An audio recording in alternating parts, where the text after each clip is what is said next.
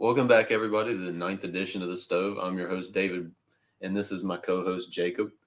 And today we're going to be talking about some news that just happened today. And what do you want to start off talking about first? Let's start with the finals since that's tonight. So game one is tonight. We went over our predictions the other day, but Yeah, and then just to remind everybody, my prediction was Warriors in 7, and his was Celtics in 7. yeah. So the Celtics and the Warriors are tonight. So game one. So Boston, obviously, to win the series, has to win at least one in Golden State. And Yes. Boston has probably been the best road team in the entire playoffs because they just went on the road like all the time. They're, for some reason, terrible at home, but they went on the road all the time. They won 3 in Miami. They won, I think, 2 in Milwaukee. They won 2 in Brooklyn. So, I mean, I think they're going to get 1 in Golden State. But This is how I see the series playing out, just so everybody knows. So I got the Celtics tonight because I think this is Boston's, but you're always, whenever you're in a playoff, no matter what the sport is, if you don't have home court advantage or home field advantage, your best bet to win a game on the road is always game one. Yeah. That's always your best chance. Baseball, basketball, hockey, whatever it is, game one's always your best chance. You have a better chance of winning game one than you do game two. Yeah. So Boston's best chance to get one in Golden State is game one tonight. So I think Boston will win tonight. Golden State will probably win game two. I think they'll split in Boston, and I think Golden State will win game 5, and Boston will win the last 2. But to me, I think Boston's going to win tonight. Boston's defense is just so ferocious that Golden State's never played a defense like this in the finals. This Cleveland team were not the defense that this is. Steph Curry, Marcus Smart is not Kyrie Irving guarding him. Not at all. Smart is going to get physical with him. Smart is going to dive on the floor at him. And Marcus Smart's just going to come after him. And the thing to me is how this series could also be decided is how the officials call it. Because if they let Boston get away with playing football, basketball, and just beat you up and play physical, then that's going to work in Boston's favor. Because Golden State, outside of Kevon Looney, they don't want to get physical, and maybe Draymond, but they don't want to get physical with you. So Steph doesn't want to get physical. Clay doesn't come across to me as a physical player. Jordan Poole's not physical. And Andrew Wiggins, I don't know if Andrew Wiggins is physical. I just think Andrew Wiggins is athletic, so he can guard really well. But Boston's going to try to get up into Golden State, and Golden State runs those high pick and rolls at the top of the key where Curry can come off of them and try to either shoot it, get downhill to the rim, or try to make a play for somebody else where they're kicking out to Andrew Wiggins or Klay Thompson for 3. That's Golden State's offense. Used to be a pick and roll where Draymond could roll and shoot, but that doesn't happen anymore. But they've taken that part of their offense out. But I don't know what happened to him. I don't know what he did. I don't know what he changed because he shoots it the exact same way he used to. But he has the exact same jump shot, and it doesn't really look like anything's changed. But I mean, this is a comparison. In game, I think it was 7 of the NBA Finals in 2016, Draymond Green shot 19 shots. Draymond's lucky to shoot 19 shots in an entire series nowadays. A 7-game series. He may not shoot 19 shots. Yeah, he doesn't even average 10 points anymore. No. So, I mean, I think he averages a triple-single. Yeah, well, double-double. But there's not many people that get double-doubles off of just rebounds and assists, but that's what Draymond does. So, you remember when Draymond said he was a top defender of all time, the best defender of all time? Yeah, and both of us could name 30 better defenders than him off the top of our head. Look, Draymond is a good defender. I'm not saying he's not. But Draymond guards with his head more than his body because Draymond is not a physical specimen on the floor. Mm-hmm. I mean, Draymond guards with his head. He's a really good help defender. He's really good at timing blocks. And he's really good at using the frame that he does have to be able to guard larger defenders. But Draymond can't guard 1 through 5 like people act like. Draymond is not fast enough to guard a guard. No. And at times he can be too small to guard a center. So Boston doesn't really have scoring centers. So, I mean, that probably won't be a problem. But Boston's got really long and athletic wings. So Jaylen Brown and Jason Tatum are really long. Jason Tatum is not 6'8". Jason Tatum is probably about 6'10". Maybe 6'9", and he's not 210. He's probably 230 or 240. He is jacked. I mean, Jason Tatum is strong. Jaylen Brown's probably 6'6", but But you do not have to worry about Boston's big men scoring, except for maybe Al Horford. Yeah. But Daniel Tice and Robert Williams, they're out, and they're not really. They're lob threats. Yeah, they're lob threats, but they're not really known for scoring. No. However, on the defensive end is where they shine. Yeah, I mean Boston. The thing about Golden State is the last 3 series they've been able to pick out someone and continue to attack them. They attacked the young guards that Denver had, the inexperienced guards, because Jamal Murphy and Michael Porter were out. Mm-hmm. In the second series against Memphis didn't have Dylan Brooks on the floor, so they were able to attack Melton or Ja. In the series against Dallas, obviously they could attack Luka. You can't really attack someone on Boston because Boston's going to switch everything. Al Horford can guard anybody. Grant Williams played Oladipo the other night in Game 7. Oladipo couldn't get by him. So, I mean, Boston's going to switch everything. Boston, to me, is going to make it tough. They're going to put hands on you. So, Steph Curry, I will give Steph Curry one thing. Steph Curry is one of the best off-ball movers I've ever seen. Yes. He really moves without the ball. They set picks for him that he's able to curl off screens and shoot.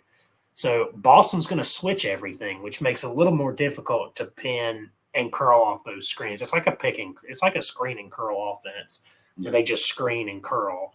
And Curry's going to have a difficult time, I think, being able to he's going to score. That's not, but how much is Klay Thompson going to be effective? Is Klay just going to be just a shooting threat, or is Klay going to be someone who can defend and get to the rim? Because if he's just going to sit out there and shoot threes, that's just not going to get it done, I don't think, because I don't think that's going to get it done. Well, you got to think, again, Stephen Curry and Klay Thompson are some of the best shooters of all time. Yeah. Probably both of them are top 5 shooters of all time, I would say. Yeah. The off-ball movement and the way Steph Curry can create separation off the dribble, I think Klay and Steph will be able to make down shots. Yeah. I just don't know if Boston's going to be able to stop that off-ball movement that Klay and Steph are so good at. But are they going to be able to get anything inside? Now, I mean, Steph is small. He's skinny, and he's lanky. He's bigger than he used to be. In 2016, he was really skinny. He's a little bit bigger than he used to be. But still, if you somehow do get by Marcus Smart, then you got Al Horford and Robert Williams waiting on you on the inside. You got Jason Tatum who can rotate and come inside. So to me, the difference in the series is going to be Golden State, obviously Steph is the most important player and he's going to get the most media attention. Because obviously if Steph doesn't score 25 a night, they're not going to win. But to me, Andrew Wiggins is the biggest X factor for Golden State because if Andrew Wiggins, because we know Klay's going to get between 15 and 25 or 20 and 25 each night. Curry's going to get between 20 and 30, 25, 30 points every night. He might have that one game where he busts out and scores 35 or 40. But Andrew Wiggins, is Andrew Wiggins going to be the 12-point per game scorer? Or is he going to be the 18-point per game scorer and knocks down 40% of his threes? Because if he is, because Boston tonight, and this is just what I think they're going to do, I think they're going to leave Andrew Wiggins open. I think they're going to make Andrew Wiggins knock down threes. I think Boston is going to leave him open and dare him to shoot. They're going to try to lock up Steph and Klay and say, Andrew Wiggins, you got to shoot. And they're going to leave Draymond open. And they're going to make those two score. They're going to make Andrew Wiggins knock down his threes. And if Andrew Wiggins can't knock down his threes, then it's going to be a problem because Golden State's going to shoot a lot of threes. They are not going to play back to the basket. That's not the way they play offense. Boston is going to move the ball as Golden State. Golden State moves the ball really well. But Boston's going to move the ball. And, I think that's the difference is that I think the finals is going to come down to how many shots Golden State can make. And can Golden State make 15-plus threes for 4 games? And I just don't know if they can. Can they get to the free throw line with consistency? Yeah, because Boston gets to the free throw line a lot. So, I mean, that's going to be the question to me. And The X factor for me, for Boston, is finding that third scorer because Jaylen Brown and Jason Tatum are probably going to give you 25. They're your primary scorers. And I think for Boston, their next guy that needs to really step up and score is Al Horford. I would say Marcus Smart over Al Horford because I think Marcus Smart has got to shoot better than 41%. And I don't know whatever he shot. Well, that's what he's got to do because Smart, first of all, shouldn't be taking the last 5 shots of the game. That just shouldn't be happening. He's not the closer. That's kind of what's scaring me. Not the closer. It wasn't the closer at Oklahoma State either. He's not the closer. He shouldn't be taking 5 shots in the last. They're leaving him open for a reason, and Golden State's going to leave him open too. They're not going to guard him up because Marcus Smart is a better shooter than he used to be, but he's still not a shooter. So, I mean, Boston, they're going to try to lock up Jason Tatum. But I believe I think Jason Tatum's going to get a lot of looks because Golden State doesn't double all the time like Miami does, like Milwaukee does. They're not going to double you all the time like those teams do. Yeah. So Jason Tatum's going to get a lot of one-on-ones with Andrew Wiggins. Andrew Wiggins is smaller, so I think Jason Tatum needs to get to the rim against them. Al Horford can spread the floor. I think that can pull Kevon Looney out or Draymond out, whoever they go. Boston usually goes with 2 bigs. Mm-hmm. So they're probably going to have Al Horford and Robert Williams or Al Horford and Grant Williams, or they go Grant Williams and Robert Williams. So the reason why I say Al Horford is because if he can actually make his threes, which he is capable of, but he has to knock down his threes. Yeah. They need another guy that can shoot threes because Marcus Smart's not that guy.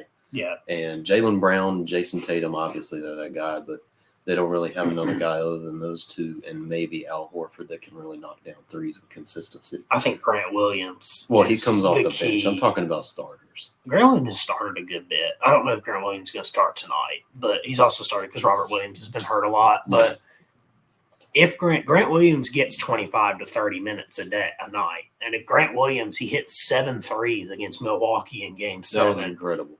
So I'm not saying he has to make 7 threes because he's never going to take 18 threes in one game in his entire life ever again. Mm-hmm. But if he can come off the bench and give us 3 or 4 threes a night, that's huge. Mm-hmm. Because Golden State, you have to go in tonight. I think Boston's game plan is going to be really simple on the defensive and the offensive end. On the defensive end, they're going to try to get physical with Steph. They're going to try to get physical with Clay. They're going to switch everything, and they're going to force Andrew Wiggins to score and knock down threes. And they're going to force Kevon Looney to make shots, Draymond to make shots, and they're going to force Andrew Wiggins to make shots. And they're going to try to turn you over, which they do all the time. Yeah, I think because Jason Tatum is going to be the primary defender on Andrew Wiggins, and I think Jason Tatum will be able to thoroughly contain Andrew Wiggins. After that Jason Tatum's a good defender. Yeah, after what I saw against Kevin Durant, I think he'll be fine against Andrew Wiggins. Yeah. But another question I have is Andrew Wiggins going to be able to contain Jason Tatum? And to me, that answer is no. I don't think he'll be able to do that. I think Jason Tatum will probably go for 30 in Game 1, a little over 30. Maybe. It's all depending on how that stinger is now. That stinger he got in Game 3 against Miami. Yeah, because that really seemed to linger with him throughout the rest of the series because he was really inconsistent in the Miami series. He's got to be more consistent against Golden State or Boston will not win. No. This is the interesting part about this series. I'm picking Boston in 7, but if Boston turns the ball over and plays ISO ball and Golden State can get out and run, this series will be over next week. It'll be over in 4 or 5 because Golden State will run it all over them if they do that. But if Boston doesn't turn the ball over and moves the ball, they can win. But that's what they got to do. The talent differential is not very much. And, the players they got coming off the bench, Otto Porter's getting older. Otto Porter's just a spot-up shooter at this point. Obviously, they got Jordan Poole. But Iguodala is old. Gary Payton is hurt. We don't know how good he's going to be. He may play tonight. He may not. I'm not really sure yet. I mean, Moses Moody has really impressed me, and Kuminga's going to be great. Yeah. Kuminga's going to be – every time you play 2K, he turns into a 99. But anyway. I know. Have you ever seen that? I have. He turns into like 99 every time. But anyway, that's all I need to know because, 2K ratings are so accurate. Oh, yeah, they are. So But Another one apprehension I had about Golden State was their lack of like height, because you I know, they're think smaller. that really hurt Miami with Bam Adebayo was only 6'9", I think. Yeah. Him being their There center were times really they played hurt him. PJ Tucker at the 5. PJ Tucker Yeah. might be 6'6". Yeah, that really hurt. And they're going to play Miami. Draymond at the 5 a lot. You know, they like Yeah. Golden State is the inventor of small ball, and Yeah. they're going to want to go small. The difference is that teams that they've played in the past haven't been able to switch like Boston can. Mhm. Whenever they went small in the rest, you know, when they always played big against Oklahoma City, the 2016 series where Oklahoma City blew the 3-1 lead. Mhm. Oklahoma City wasn't able to go small with Golden State in games 5, 6, and 7. They ended up losing. Also because Kevin Durant choked, but that's not the point. And Russell Westbrook. Yeah. I wanted Oklahoma City to win so bad. But then the Cavs were able to go small. So if you're able to switch everything, I think that kind of counteracts that. And they call it the death lineup. And it used to be the death lineup because Draymond used to be – because when you had a lineup of Steph, Clay, Durant, you know, Draymond, McGee. and maybe McGee, or a lot of times they would play Steph, Clay. They sometimes played Sean Livingston with them too, but I love Sean Livingston. he retired. I Thank know. God. But so they don't really have that lineup anymore where they can put him at the 5 like they used to, because they used to play. This is what it was. It was Steph, Clay. It used to be Durant, Draymond at the 5. And I don't know who they put at the 4, but I think another wing. But they put Durant a lot at the 4. Mm-hmm. They put Clay on the wing. Steph would run point, and they'd have like I can't even think of another wing they had. But anyway, you get the point. Golden State used to run Draymond at the 5, and they're going to do that again. And obviously now they play Jordan Poole, so now they're going to have Thompson, Curry, Jordan Poole, Andrew Wiggins, and Draymond. But the problem is back then Draymond could score. Draymond can't really score anymore. So it's not really a death lineup anymore because I don't know how much Andrew Wiggins is going to score in this series. So it's really just 3 players who can score. And I don't know if Jordan Poole has not been nearly as good in the last 2 series as he was in the Denver series. Mm-hmm. So we're going to see how good we're about to see how good Jordan Poole really is, because this is the toughest defense Jordan Poole is going to see, and it's on the brightest light. So we're going to see if Jordan Poole, like what he can stand up to. But to me, this series is simple. What duo plays better, Steph and Clay or Brown and Tatum? And whichever duo plays better is probably going to win the series. And I'm banking on Tatum and Brown. Can they minimize the off-ball movement from Golden State? Yeah. Because if they can't do that, then Golden State's going to kill them. Yeah, we'll just have to see. So, so how much of these finals going to affect Steph Curry's career? Like, do you think there's a ton of pressure on Steph Curry, like from rating of 1 to 10? I would say about a 7 Okay. for pressure. I mean, it's not like too high, but I think people are expecting him to win a Finals MVP in this one. Yeah. That's the main goal that Steph should have. Well, other than winning a championship, but if he's able to win a Finals MVP, that may or may not boost him into the top 10 players of all time. Yes. Yes. No. Yes. Keep going. Yes. Keep going. But yeah, I think if Steph's able to win his fourth championship and his first Finals MVP, We'll tie with LeBron. That'll warm my heart. it will mine too. I think it should boost him into the top 10 players of all time. I think that's the main thing. That's how it would affect his career. Okay. I think it's a 10 because the pressure on Steph Curry, to me, now is greater than it used to be because of the collapses that he has had in the finals. 2015, they would have lost if Kyrie and Kevin Love were there. If they were there, they would have lost those finals because Cleveland already had a 2-1 lead.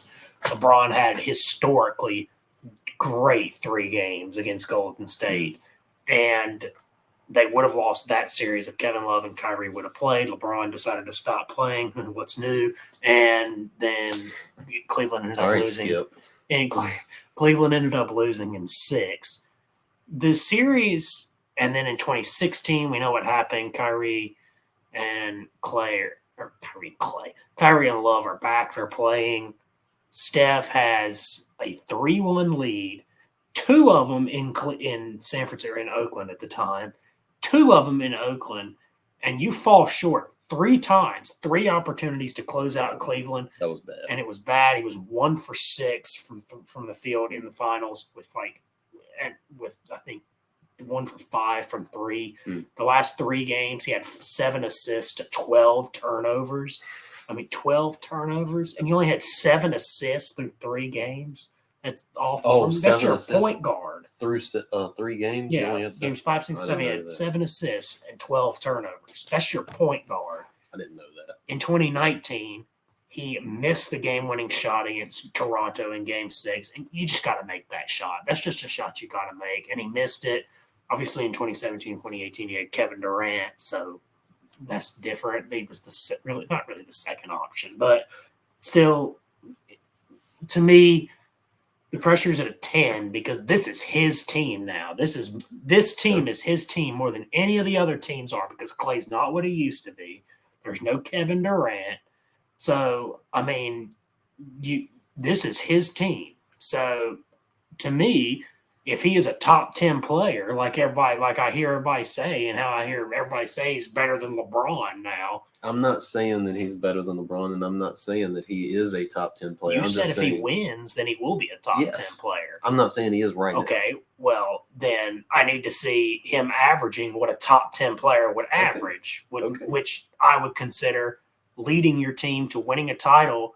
And you don't need to go to a Game 7 if you're a top 10 player. You're a top 10 player against a young Boston team who's never been to the finals. They've been to the Eastern Conference Finals before, and they've been in the playoffs tons of times. Golden State's been there like 6 times. So Steph has all the experience. Yeah.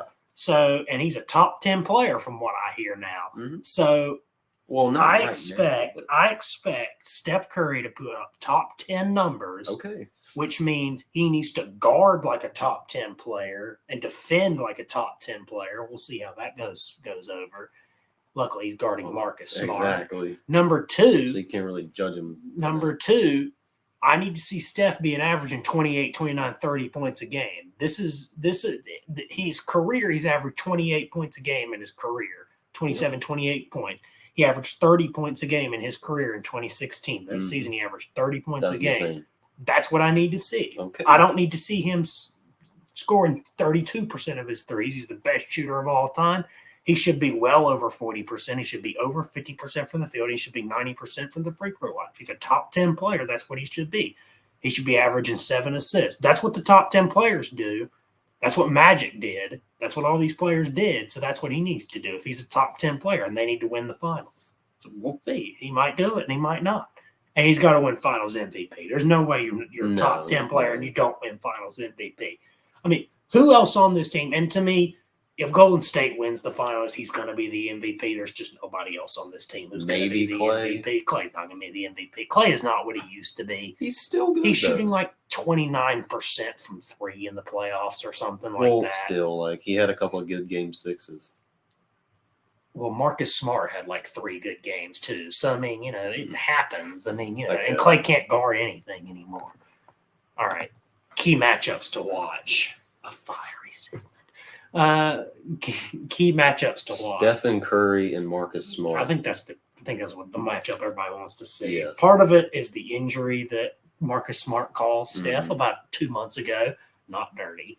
It was a basketball play. Steph, get on the ground if you want the ball. Marcus obviously wanted the ball more. So now the play where he kicked Clay after that and run it down the floor and kicked him, a little different. But yeah, it's just okay. a little bit. It's okay. We love Marcus. Marcus is like my favorite player. But to me, a key matchup that people aren't talking about is Jaylen Brown and Klay Thompson.